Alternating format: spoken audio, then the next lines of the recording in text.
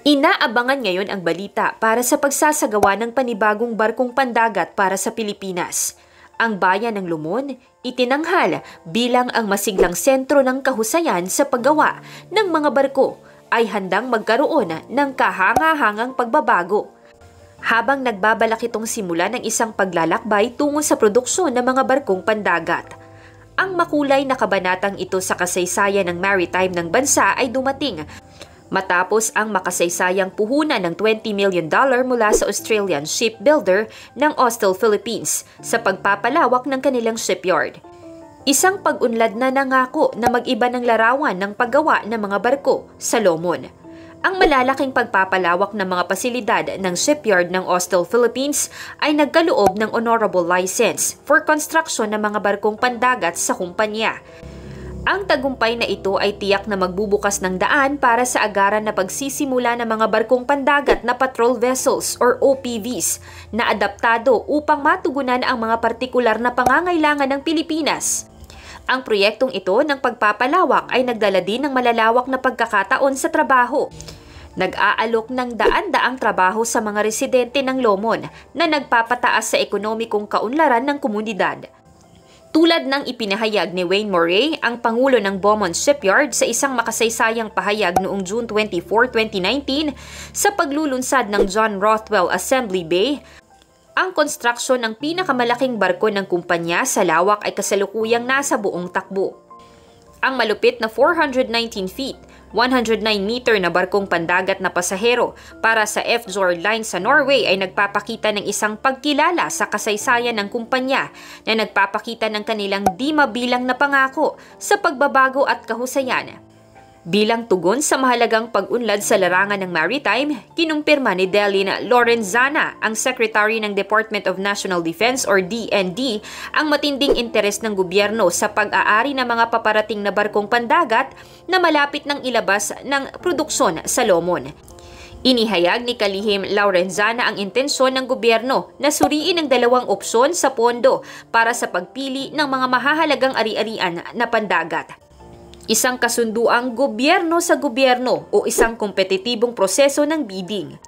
Mariing binanggit niya na ang una ay ang pinakamakatuwiran dahil sa kahabilan at kahusayan nito. Ang pagpapalawak ng shipyard ng Austal Philippines sa Lomon ay nagpapakita ng isang kamanghamanghang pagbabago sa kasaysayan ng paggawa ng mga barko ng bayan. Sa kalapit na produksyon ng mga barkong pandagat, pagkakaroon ng trabaho at suporta ng gobyerno, ang Lomon ay handang maging isang mahalagang bahagi ng industriya ng maritime. Nangangako ng mas makulay na kinabukasan para sa bayan at bansa.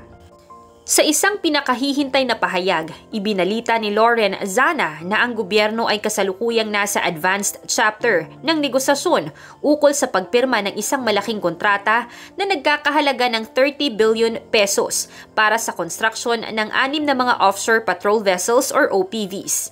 Ang layunin ng gobyerno ay matapos ang makasaysayang kasunduan na ito sa pagtatapos ng taon. Pagkatapos ng pagpirma ng kontrata, itinakda ang ambisyosong takdang oras na inaasahan ang paghahatid ng unang OPV sa loob ng 2 taon lamang. Ipinakikita ng malupit na hakbang na ito ang kagustuhan ng Pilipinas na palakasin ang kanilang kakayahan sa pandagatang kagamitan. Ang AEL Shipyard, isang kilalang bahagi ng maritime activities, ay estratehikong matatagpuan sa maingay na West SIU Industrial Park. Inilagay ng shipyard ang sarili nito upang maging pangunahing bahagi, hindi lamang ng pagsasaayo sa lokal na pangangailangan para sa mga barkong pandagat, kundi pati na rin sa pagtutok sa matanyag na larangan ng global export. Upang mapabilis ang paglago nito, isang pasilidad ng kagamitan na nakalagay ng mahusay ang disenyo ay pinaghandaan. May sukat na 120 metro ang haba, 43 metro na lapad at 41 meters na taas. Ang makabuluhang estrukturang ito ay idinisenyo para sa malalaking proyekto ng mga barko. Naglilingkod bilang isang one-stop na destinasyon para sa buong proseso ng pagsasama, kasama na ang pagwawakas sa pagsusuot at pagpipinta. Ito ay pangako na magiging isang tagumpay sa larangan ng paggawa ng mga barko. Si Wayne Moray, ang pangunahing isip sa likod ng AEL Shipyard, ay nagpatibay na ang bagong basing ito ng produksyon ay magpapalakas ng malaki sa presensya ng kumpanya sa rehiyon ng SIU.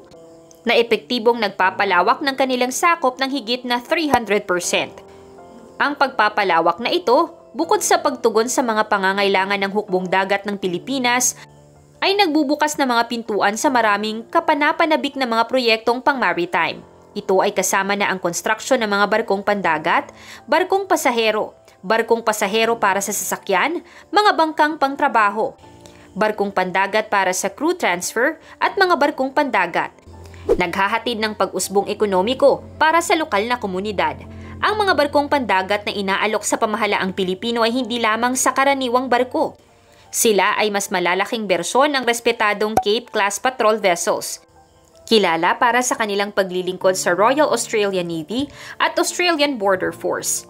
Si John Rothwell, ang chairman ng kumpanya, ay nagpapahayag ng optimism habang siya ay nagsasalita ukol sa potensyal ng Pilipinas na maging pangunahing tagapagtatag at tagapaglikha ng mga natatanging barkong pandagat sa pandaigdigang antas na nagpapapantay-pantay sa Amerika at Australia. Ang pamumuhunan ng kumpanya ay hindi natatapos sa shipyard lamang. Ito ay may kasamang isang komprehensibong diskarte na kasama ang pagsasagawa ng 20,000 meters kwadradong karagatan na lupa at ang pagpapaunlad ng mga modernong pasilidad ng pag-angat. Ang mga pagpapabuti na ito ay dinisenyo upang madala ng mas maraming malalaking barko. Nagpapalakas sa kakayahan ng Pilipinas, hindi lamang sa paggawa ng mga barko, kundi pati na rin sa epektibong pangangalaga sa mga ito. Ang mga pagsisikap na ito ay patunay sa dedikasyon ng kumpanya sa lokal na paglago at kakayahang magtaguyod sa sarili. Ang AEL Shipyard ay isang mahalagang bahagi sa pagbibigay ng pagkakataon sa lokal na mga manggagawa. Sa kasalukuyan, ang tagagawa ng mga barko ay may higit na 900 engineers, mga tauhan sa disenyo, mga bihasang manggagawa at mga tauhan sa produksyon sa kanilang pasilidad sa Beaumont. Nakatanggap ng pagpapansin na halos 90% ng manggagawa ay binubuo ng mga talentadong Pilipino. Nagpapakita ng malalaking kontribusyon sa employment at ekonomiya ng rehiyon. Ang pagpapalawak na ito ay hindi lamang tungkol sa paggawa ng mga barko. Ito ay tungkol sa pagpapalago ng lokal na talento at pagpapalakas sa mga manggagawa. Binigyang diin ni David Singleton, ang kilalang Chief Executive Officer ng kumpanya, na ang pagpapalawak na ito ay isang mahalagang bahagi ng pangkalahatang diskarte ng kumpanya. Ito ay nagpapakita ng desisibong hakbang sa regionalization ng basihan ng pagmamanupaktura para sa komersyal na mga barko.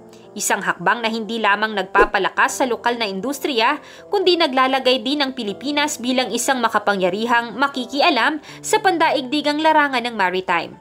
Ang SIU Shipyard, isang tanglaw ng kahusayan sa maritime, ay naglayag noong 2012 at mula noon ay nag-iwan ng isang magandang alaala sa pamamagitan ng paghahatid ng isang kamanghamanghang flotilla ng 70 na mga barko sa 10 kilalang operator mula sa 9 na magkaibang bansa.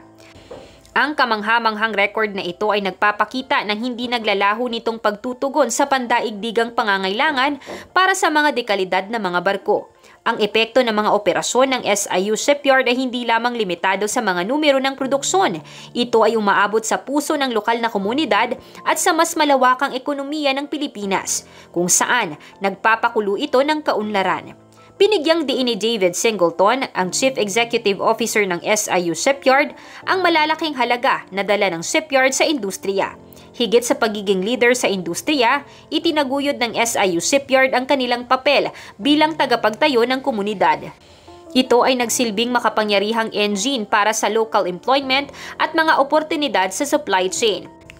Bilang katalista para sa pag-unlad sa socio-economic sa rehiyon. Ang mga operasyon ng shipyard ay hindi lamang nagbibigay buhay sa mga pangarap ng industriya ng maritime, kundi pati na rin sa pag-aalaga ng mga pangarap ng lokal na populasyon. Pinuri ni Beaumont Mayor Alex Bing ang kamakailan lang pamumuhunan ng SIU Shipyard bilang isang palatandaan ng mas malaking kaunlaran para sa lokal na pamahalaan at sa pagsisipag sa mga sabanos, ang mga residente ng bayan.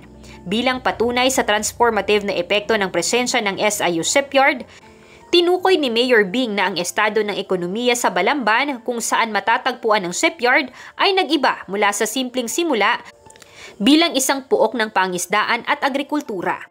Ang matibay na presensya ng shipyard ay nagdulot ng bagong sigla sa lokal na ekonomiya. Nagbukas na mga pinto sa iba't ibang mga oportunidad sa trabaho at mas buhay na lokal na ekosistema ng negosyo.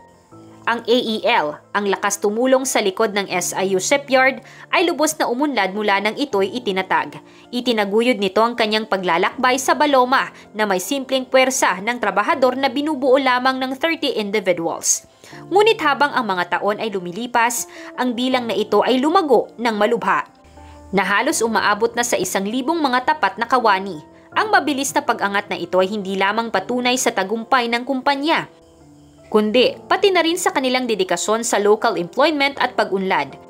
Ang AEL ay naging sagisag ng progreso sa Baloma at ang kanilang kwento ay isang patunay ng makapangyarihang epekto ng industriya at inobasyon. Ang kanlurang bayan sa tabing dagat ng Balamban, kung saan matatagpuan ng SIU Shipyard ay isang maunlad na sentro ng aktibidad sa maritime. Bukod sa SIU Shipyard, dito rin matatagpuan ng kilalang Japanese shipbuilder ang Tsuneishi. Ang bayan ay tanyag sa pagiging sentro ng kahusayan sa paggawa ng bulk carriers, mga barkong may malalaking kargamento na may mahalagang papel sa pandaigdigang industriya ng pagpapadala. Ang kaugnayang maritime na ito ay nag-aambag hindi lamang sa lokal na ekonomiya, kundi pati na rin sa mas malawak na tela ng sektor ng maritime sa Pilipinas. Sa pagtatapos, ang kamanghamanghang paglalakbay ng SIU Shipyard mula nang ito'y itinatag noong 2012 ay patunay na mas makapangyarihan ng industriya na hindi lamang magbago ng larawan ng paggawa ng mga barko, kundi pati na rin ang buhay ng lokal na komunidad. Sa pamamagitan ng kanilang palagiang paghahatid ng natatanging mga barko sa buong mundo at pagtataguyod ng ekonomikong paglago sa Balamban, ang SIU Shipyard ay isang halimbawa kung paanong ang industriya ng maritime ay maaaring maging lakas para sa pag-unlad at kaunlaran sa loob at sa pandaigdigang yugto. Habang ang shipyard ay patuloy na umuunlad at umuunlad, ito ay mananatiling isang sagisag ng inobasyon at pagkakataon sa puso ng Pilipinas. Kaalam, anong masasabi mo sa ating nakakamanghang topic ngayon? Anong masasabi mo sa magiging panibagong barko ng Pilipinas? Aantayin ko ang sagot mo sa comment section. Huwag mong kalimutang i-like ang ating video at mag-subscribe ka na rin sa ating channel at siguraduhing panoorin ang next videos na siguradong magugustuhan mo. Ito ang inyong kaalam na nagsasabing, knowledge has a beginning but no end.